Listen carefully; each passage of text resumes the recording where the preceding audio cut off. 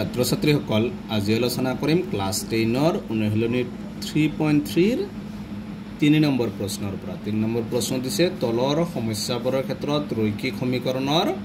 জোৰ গঠন কৰা আৰু প্ৰতিস্থাপন পদ্ধতিৰে হিয়তৰ সমাধান ওলাব লাগে। 1 নম্বৰ হৈছে দুটা সংখ্যাৰ পাৰ্থক্য 26 এটা সংখ্যা আনটোৰ 3 গুণ হলে সংখ্যা দুটা ওলোৱা। তোমালোকে জানা যে দুটা সংখ্যাৰ পাৰ্থক্য মানে কি এটাৰ পৰা আনটো বিয়োগ কৰিব লাগে। त्या সংখ্যা দুটা ওলাব লাগে সংখ্যা দুটা ধৰি লবা এনেকৈ সংখ্যা দুটা ধৰি লবা ধৰা হল সংখ্যা দুটা x আৰু y প্ৰশ্ন মতে কৈছে দুটা সংখ্যাৰ পাৰ্থক্য এটা সংখ্যা x পাৰ্থক্য মানে বিয়োগ এই দুটাৰ পাৰ্থক্য দিয়া আছে কিতাপত 26 এটো হৈছে 1 নম্বৰ সমীকৰণ। নেক্সটত কি কৈছে চাবা প্ৰশ্নটো তোমালোকে পঢ়ি চাবা এটা সংখ্যা আনটোৰ 3 গুণ হলে এটা কি আছে x আনটোৰ 3 গুণ মানে কি হ'ব 3y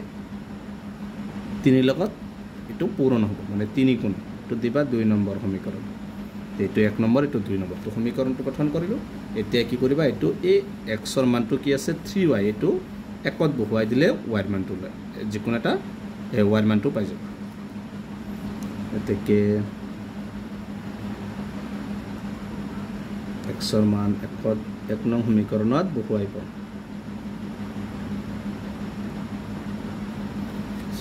Yes, x মানে 3y তাৰ পিছত কি আছে -y ইকুৱেল 26 তিনিটা y ৰ পৰা এটা y মাইনাস কৰিলে কেইটা y হ'ব দুটা y ইকুৱেল 26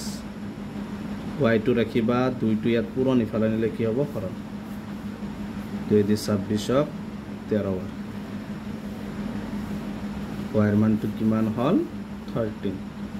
এই y ৰ মানটো এতিয়া 2ত বহাই দিবা 2ত বহাই দিলে x ৰ মানটো পাই যাবা ডাইৰেক্ট y ৰ মান 2ত বহাই পাও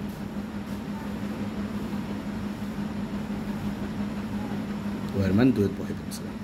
2 নম্বৰত কি আছে x ইকুৱেল 3y ঠিক x ইকুৱেল 3y 3 into 3 লগত y টো পূৰণ হৈছে y মানে কিমান 13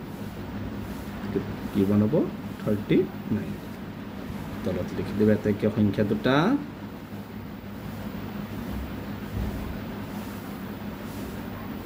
দুটা কি ধৰা হৈছিল এটা x মানে কিমান 39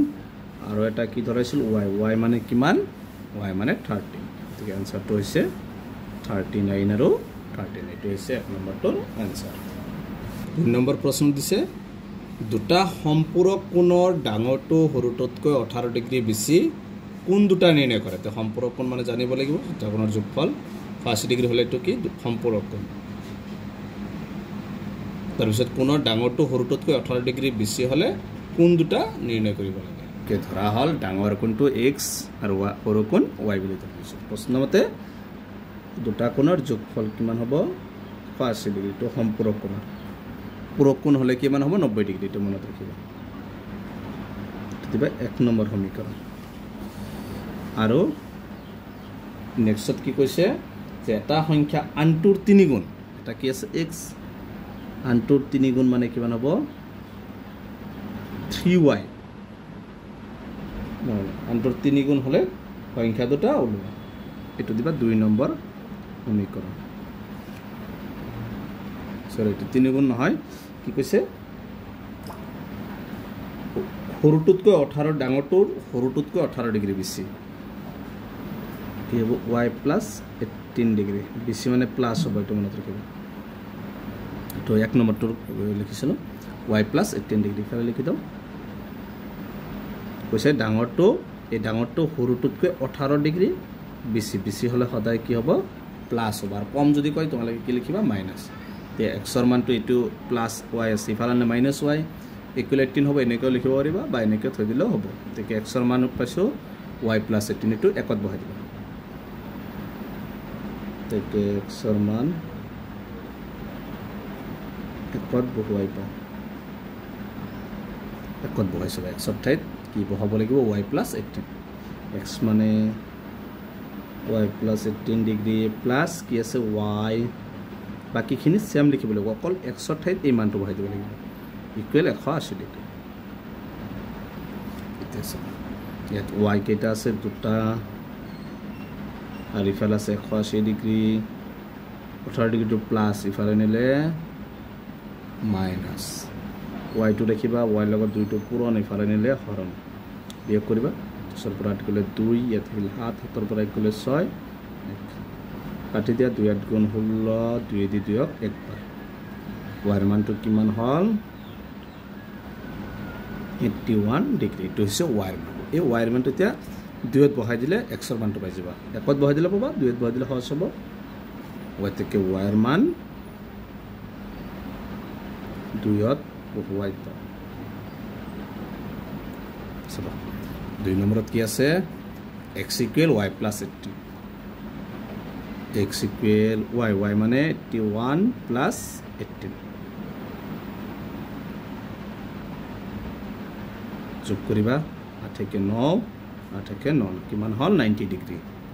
এতেকে লিখি দিবা ডাঙৰ কোণটো কিমান হল 90 ডিগ্ৰী x মানে ডাঙৰ কোণ আৰু সৰু কোণটো y ধৰিছিল y মানে 81 ডিগ্ৰী এতেকে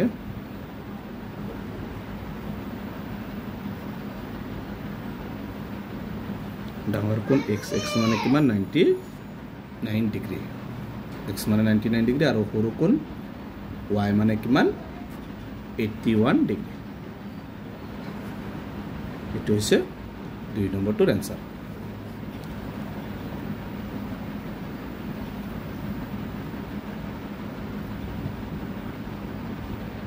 3 নম্বৰটোত কি কৈছে এখন ক্ৰিকেট দলৰ প্ৰশিক্ষকজনে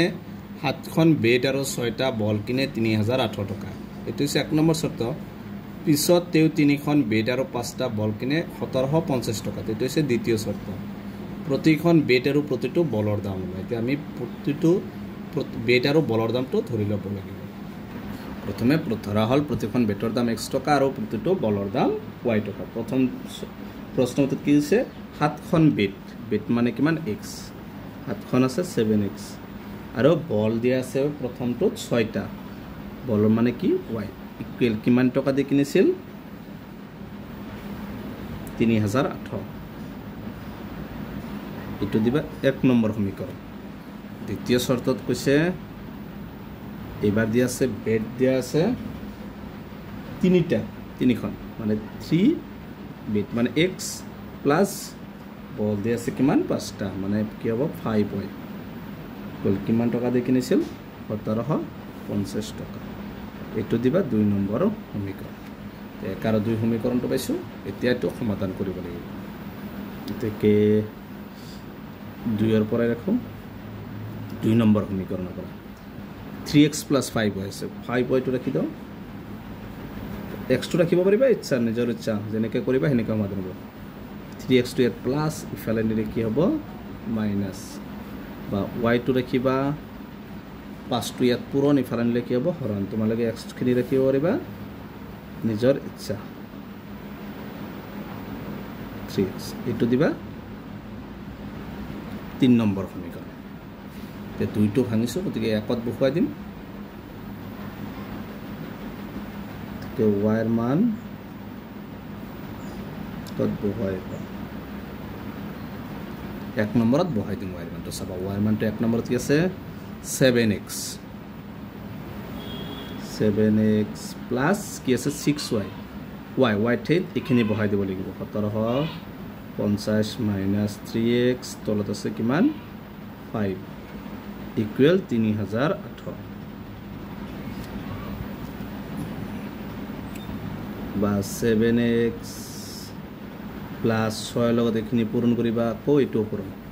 তলত 5 আছে 5 এটা সব 6 0 গুণ 0 6 5 গুণ 30 7 3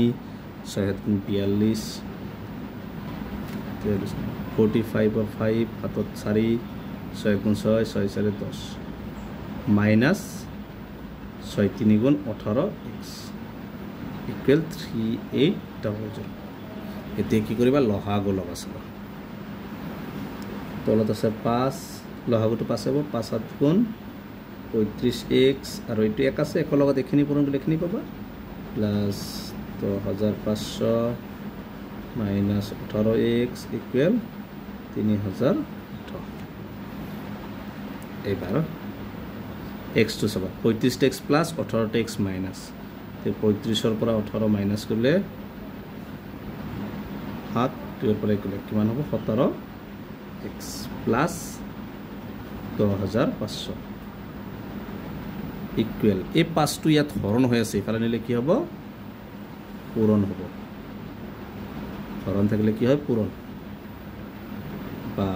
17x টো ৰাখিবা এবাৰ ইকুৱেল 10500 টো ইয়াত প্লাস ইফালে নিলে কি হ'ব মাইনাস এর কথা এখিনি পূৰণ কৰি লও 0 5 0 5 40 15 সরে এখিনি প্লাস আছে ইফালে নিলে কি হ'ব মাইনাস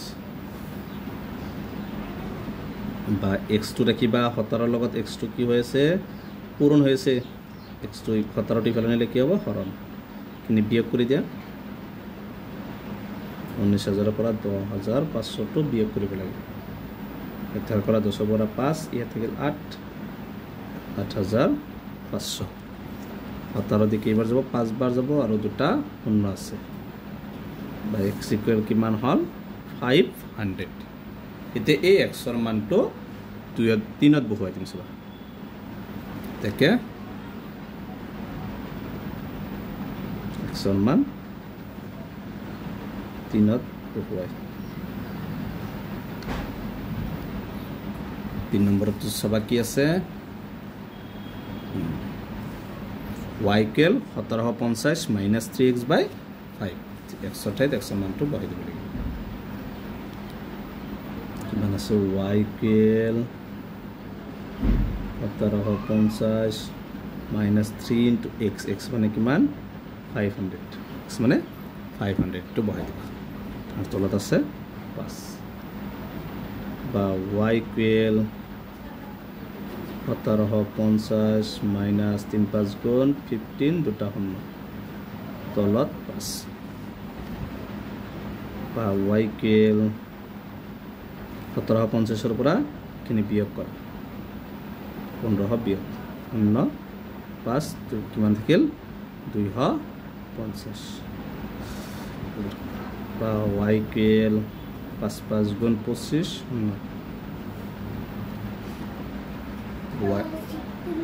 y টো কিৰ দাম আছিল বলৰ দাম আৰু x ৰ মানটো 500 এটো হৈছে তলত লিখি দিবা তেকে প্ৰতিখন বেটৰ দাম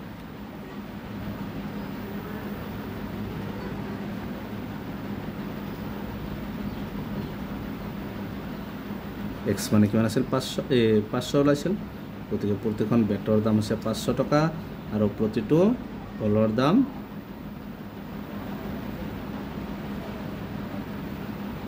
y মানে কিমান 50 গতিকে প্ৰতিটো বলৰ দাম হ'ব 50 টকা এইটো হৈছে 3 নম্বৰটোৰ आंसर আজি ভিডিওটো এখিনি ইয়াৰ পিছত 3 ৰ বাকি আৰু 3টা আছে কিটা আলোচনা কৰিম তোমালোকে ভিডিওটো লাইক কৰিবা চেনেলটো সাবস্ক্ৰাইব কৰিবা থ্যাংক ইউ